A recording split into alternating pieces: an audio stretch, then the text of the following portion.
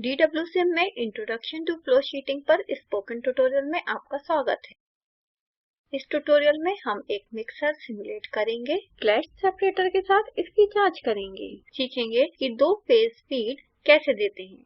इस ट्यूटोरियल को रिकॉर्ड करने के लिए मैं उपयोग कर रही हूँ DWSIM 3.4। इस ट्यूटोरियल के अभ्यास के लिए आपको DWSIM के बारे में पता होना चाहिए। पूर्वाकांक्षित ट्यूटोरियल हमारी वेबसाइट spoken-tutorial.org पर उल्लिखित है। अब मैं DWSIM खोलती हूँ। मैंने दो मटेरियल स्ट्रीम्स के साथ एक फाइल FlowBegin पहले ही खोल ली है।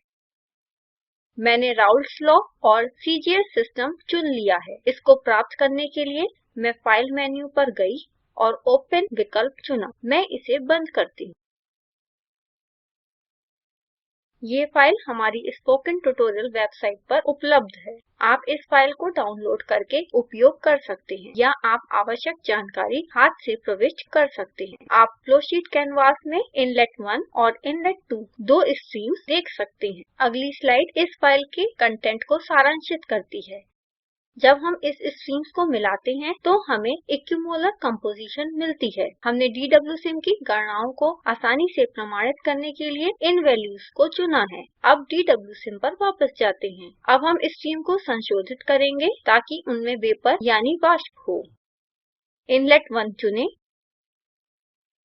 प्रॉपर्टीज टैब के ऊपर स्पेसिफिकेशन पर जाएं। इस पर क्लिक करें।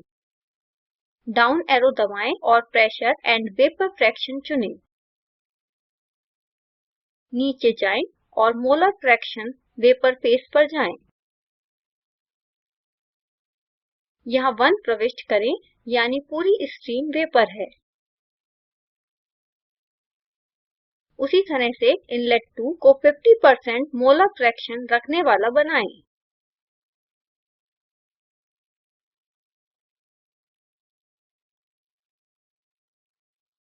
अब फ्लोशीट में एक मिक्सर प्रविष्ट करते हैं।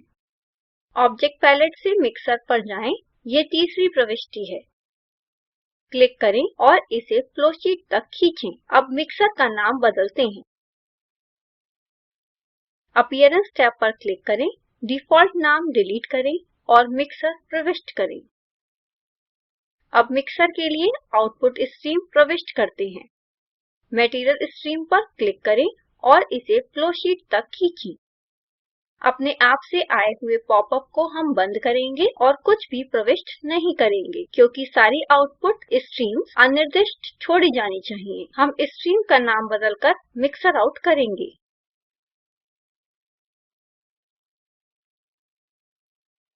अब मैं मिक्सर से स्ट्रीम को कनेक्ट करती हूँ। एक बार मिक्सर पर क्लिक करती हूँ। सेलेक्टेड ऑब्जेक्ट विंडो में प्रॉपर्टीज दिखती है।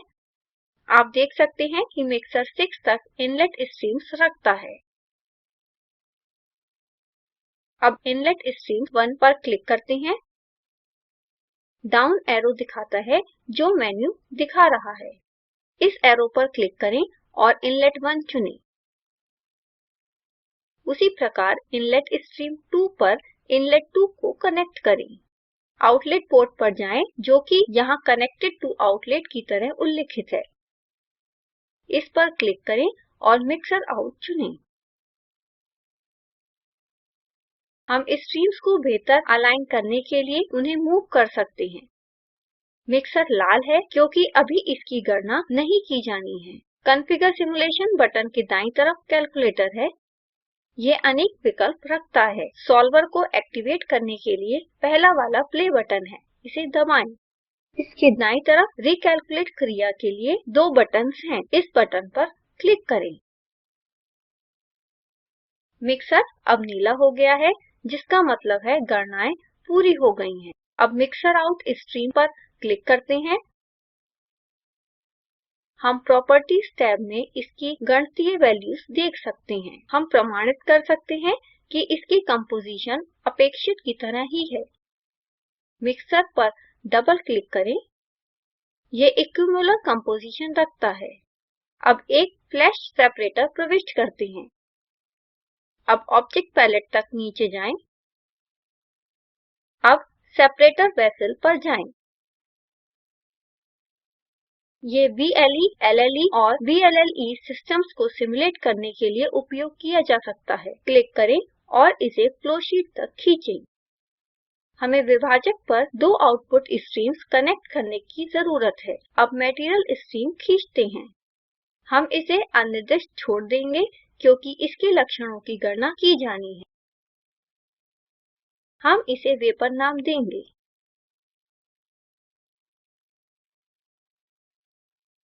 उसी प्रकार एक अन्य स्ट्रीम बनाएं और इसे लिक्विड नाम दें। अब सेपरेटर से स्ट्रीम्स को कनेक्ट करते हैं। पहले इनपुट पोर्ट में हम मिक्सर आउट कनेक्ट करेंगे। हम 5 ज्यादा इनपुट स्ट्रीम्स कनेक्ट कर सकते हैं। वो सेपरेटर सारी स्ट्रीम्स और सेपरेटर्स को मिलाता है। वस्तुतः एक अलग मिक्सर की वास्तव में कोई जरूरत नहीं है। ये एनर्जी स्ट्रीम कनेक्ट करने के लिए भी एक पोर्ट रखता है। जैसा कि हम अभी देख सकते हैं, ये सुझाव नियत कार्य के सेक्शन में ले जाए जाएंगे। अब वेपर आउटलेट पोर्ट पर वेपर स्ट्रीम को कनेक्ट करते हैं। उसी प्रकार लिक्विड स्ट्रीम कनेक्ट करें।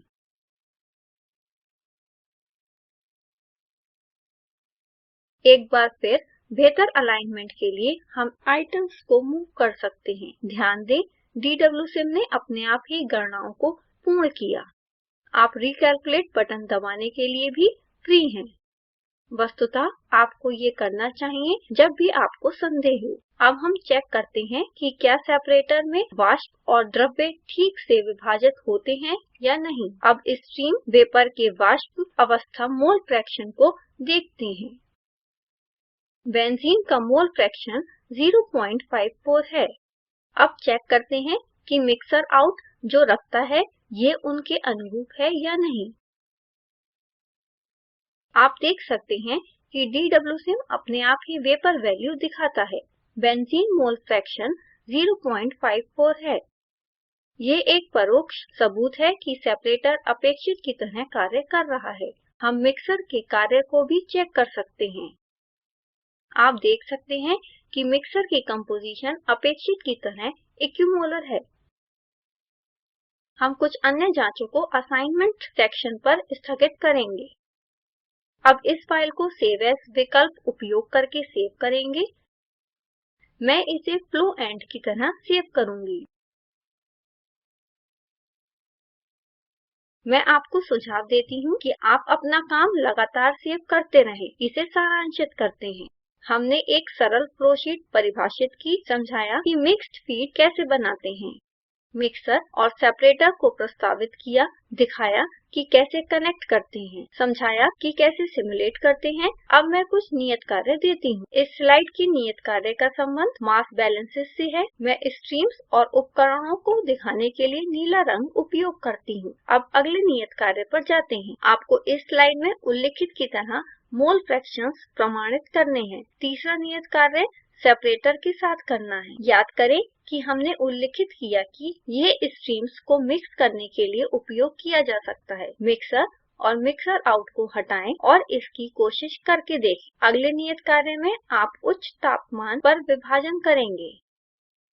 सेपरेटर पर क्लिक करें, ऊपर जाएं। अब हम ओवरराइड सेपरेशन टेम्परेचर को बदलकर ट्रू करते हैं। परिणामी क्षेत्र में वैल्यूज को 100 करें।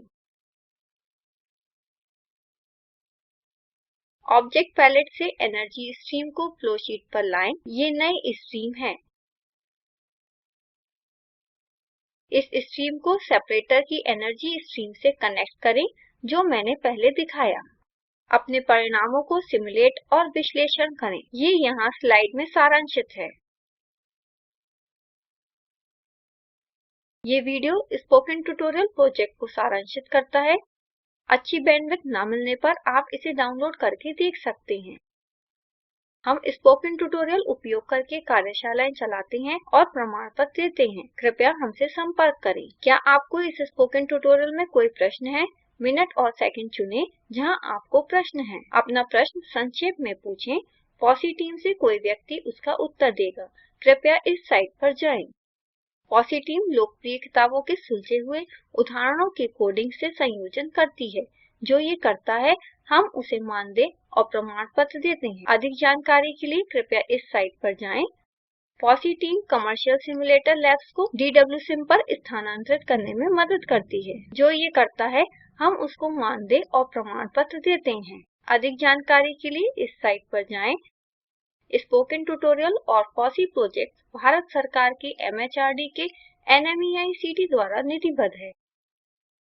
ये स्क्रिप्ट श्रुति आर्य द्वारा अनुवादित है। मैं जया आपसे विदा लेती हूँ। धन्यवाद।